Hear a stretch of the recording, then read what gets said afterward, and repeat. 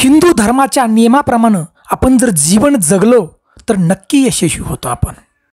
तर बांधवांनो, आजच्या व्हिडिओमध्ये आपण पाहणार आहोत की पितृदोष म्हणजे काय आणि त्याची लक्षणं काय. त्यासाठी आणि हा व्हिडिओ नक्की पहा, ऐका. आपले पूर्वज ज्या लोकात राहतात त्यालाच आपण पितृलोक म्हणतो आणि ते नेहमी मुक्तीची वाट पाहत असतात. तसेच ते आपल्या पुढच्या पिढीचे यश अपयश पाहत असतात. आणि या व्हिडिओमध्ये पितृदोष म्हणजे काय, पितृदोष कसा लागतो, तो कसा ओळखावा, त्याची लक्षणं काय आणि पितरांना खुश कसं ठेवावं, पितृदोष कसा दूर करावा, हेच आपण या व्हिडिओमधून पाहणार आहोत. मी हनुमंत पवार वारकरी, तुम्ही पाहताय मराठी मोटिवेशनल चॅनल.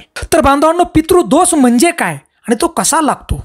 तो पितृदोष हा देव कोपल्याप्रमाणे आहे बघा. देव जर कोपला तर दुष्काळ पडतो, पण पितृ जर आपल्यावरती कोपले ना तर त्याचा परिणाम फार भयंकर भोगावा लागतो. पितृदोष आपल्याकडून काय चुकलं तरच लागतो असं काही नाही या. तर आपल्या पूर्वजांनी कुणाला दुखावलं असेल, घर मालमत्ता कुणाची हडप केली असेल, स्त्रीवरती अत्याचार केला असेल, एखाद्याची फसवणूक केली असेल, त्याला अन्नाला महाग केलं असेल, अशा प्रकारचे कुणाला जर त्रास दिला असेल ना तर तो पुढच्या पिढीला तो भोगावा नक्की लागतो. एखाद्याच्या घरात जर बघा फाशी किंवा पाण्यात बुडून मृत्यू झाला असेल तर त्या घरातली एक पिढी सोडून दुसऱ्या पिढीला असा त्रास सहन करावा लागतो. हे सर्व पितृदोष आहेत. तेच कर्म बनवून आपल्याला आडवं येतात, प्रगतीला खीळ घालतात. माणसाचं जे अंतरंग आहे ते पितराला दिसतं, त्यामुळे त्यांच्याविषयी वाईट कधीही बोलू नये. तर आपण पितृदोष कसा ओळखावा हे पाहणार आहोत. त्याची लक्षणं काय. आपल्या जन्मपत्रिकेमध्ये पितृदोष दिसून येतो, पण सगळ्यांच्याचकडे जन्मपत्रिका नसते. आजच्या या धावपळीच्या जीवनामध्ये ज्योतिषाकडं ब्राह्मणाकडे जायला कोणाला वेळ हो, त्यामुळं पितृदोष आहे किंवा नाही हे कळत नाही. अशा वेळेस पितृदोषाची काही लक्षणं दिसतात बघा आपल्या घरात. त्या व्यक्तीला पितृदोष आहे हे कसं समजतं. तर बांधवांनो, ज्या घरामध्ये एखाद्या मोठ्या व्यक्तीला म्हणजे घरातल्या एखाद्या व्यक्तीला असाध्य रोग लागतो, घरामध्ये सतत कुणीतरी आजारी पडत असतं, मन शरीर अस्वस्थ वाटतं, सारखी भीती वाटते, अचानक दचकल्यासारखं वाटतं, स्वतःशीच मनाशी बडबडत राहतो ती व्यक्ती, भास होतात, असे अनेक भास होतात. विषारी सर्पाचा दंश होतो त्या घरामध्ये, नदी किंवा समुद्र पाहून त्रास होतो, झोपेत वाईट स्वप्न पडतात, निद्रानाश होतो, रात्रीचं घाबरल्यासारखं वाटतं, पूजापाठ ज्यावेळेला आपण करतो, दान धर्म ज्यावेळेला करतो त्यावेळेला आपल्याला अडथळा निर्माण होतो आणि त्यात मनही लागत नाही किंवा त्याच्यावरती विश्वास बसत नाही आपला. आपल्या घरातलं दाम्पत्य सुख समाधान आपल्याला मिळत नाही, म्हणजेच नवरा बायकोमध्ये पटत नाही, सतत भांडणं होतात, घटस्फोटापर्यंत हे वाद जातात. कोर्ट कचेरी आपल्याला त्रास सहन करावा लागतो, कोर्ट कचेरीचा. मुलं न होणे, परिवारातील एका व्यक्तीला बाधा होते, भूत प्रेताचा त्रासाचा अनुभव येतो आपल्याला, लोकांशी आपली भांडणं होतात, नोकरीत व्यवसायात स्थिरता नसते, पगार किती येऊ द्या पुरत नाही घरात. अनेक लोकांना जीवनात केस आढळतो बघा. अनेकदा आपण या गोष्टीकडे दुर्लक्ष करतो. अनेकदा कुटुंबातील एका सदस्याच्या बाबतीत ह्या घटना आपल्याला दिसत असतात. काही वेळेला पहा, आपण हॉटेलमध्ये जरी गेलो जेवायला तरीसुद्धा आपल्याला केस आढळतो बघा. कधीतरी केस कुठून येतो समजत नाही. वारंवार जीवनात आपल्यात केस आढळल्यास तो आपल्याला पितृदोषच आहे असं आपण समजावं. काही लोकांच्या स्वप्नात बघा पूर्वज येतात. पूर्वजांच्या काही इच्छा पूर्ण झाल्या नसल्यामुळं काही नातेवाईक असतात, नातेवाईकांचे स्वप्न पडतात बघा आपल्याला.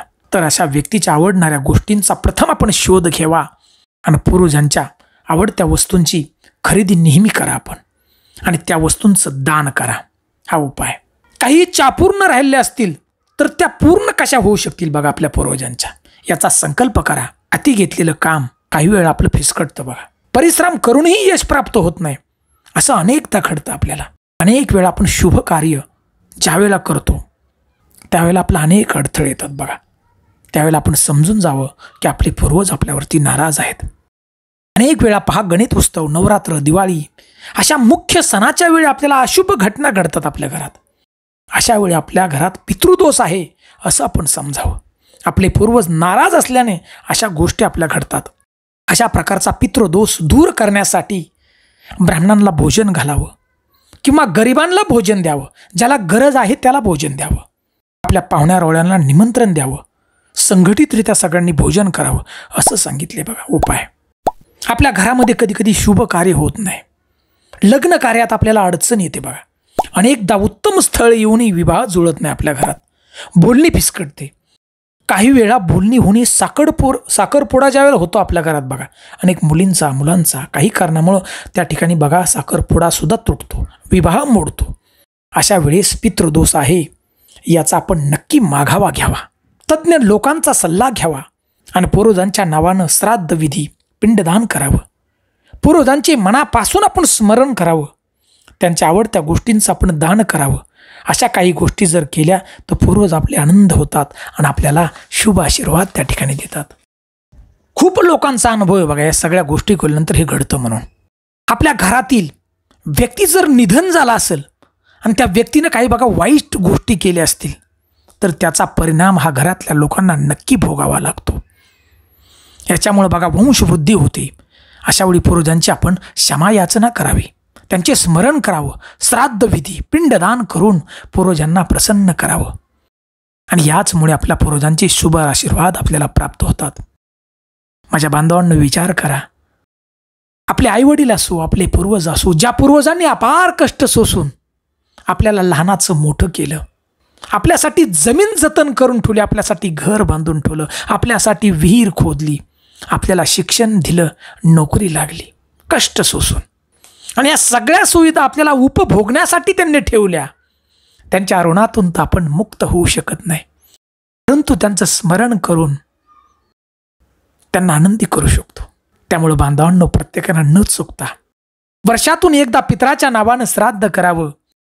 आणि श्राद्धही आपल्याला करणं जमत नसेल तर नदी ज्या ठिकाणी असते त्या नदीच्या पात्रात जाऊन पाण्यामध्ये दहीभात सोडावा.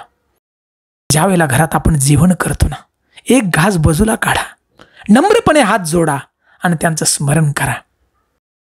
घरातले आपले आई आजी पणजी जर गेले असतील देवाच्या घरी तर आपण ज्या वृद्ध स्त्री आहेत त्यांना साडी चोळी दान करा आणि गाईला घास द्या. पितृदोष नक्की दूर होतील. माझ्या बांधवांनो विश्वास ठेवा. प्रभू रामचंद्रांनी सुद्धा पिंडदान केलेलं होतं, पितृ घातलेली होती. भगवान विष्णूचा अवतार प्रभू राम त्यांनी सुद्धा हे कार्य केलं होतं. त्यामुळे आपण नेहमी या गोष्टीवरती विश्वास ठेवा. जीवनामधली संकट दूर करा आणि वर्षातून एकदा तरी पिंडदान आणि पितृ पूर्वजांच्या नावाने आपण नक्की घाला. या गोष्टीवरती विश्वास ठेवा. आपण बघा महिन्याला किती पैसे कमवतो, पण काही वेळेला आपल्याला तो पैसा शेवटच्या तारखेपर्यंत पुरत नाही. शेतामध्ये भरपूर कष्ट करतो परंतु काही वेळेला यश प्राप्त होत नाही. तर बांधवांनो आपले पूर्वज हे सगळे वरून पाहत राहतात.